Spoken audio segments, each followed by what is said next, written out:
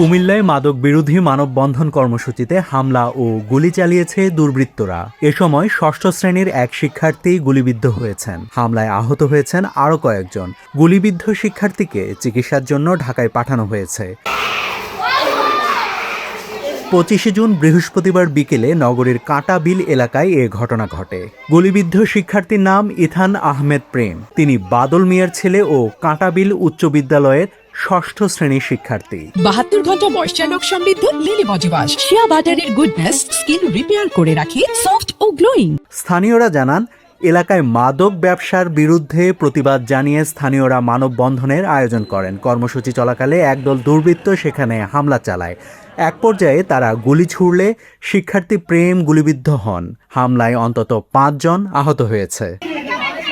প্রত্যক্ষদর্শীরা জানান, হামলার পর মানববন্ধন স্থলে আতঙ্ক ছড়িয়ে পড়ে। অংশগ্রহণকারীরা নিরাপদ স্থানে সরে গেলে কিছু সময়ের জন্য এলাকা উত্তপ্ত হয়ে ওঠে।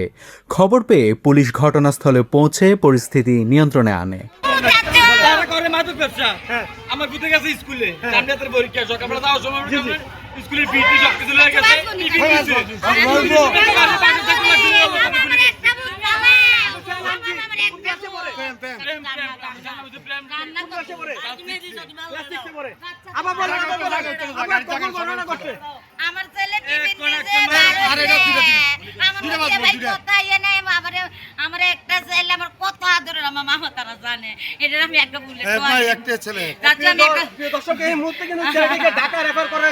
কুমিল্লা কোতোয়ালি মডেল থানার অফিসার ইনচার্জ তৌহিদ আনোয়ার বলেন, ঘটনার পরপর জড়িতদের শনাক্ত ও গ্রেপ্তারে যৌথ অভিযান চালাচ্ছে র্যাব, বিজিপি এবং পুলিশ।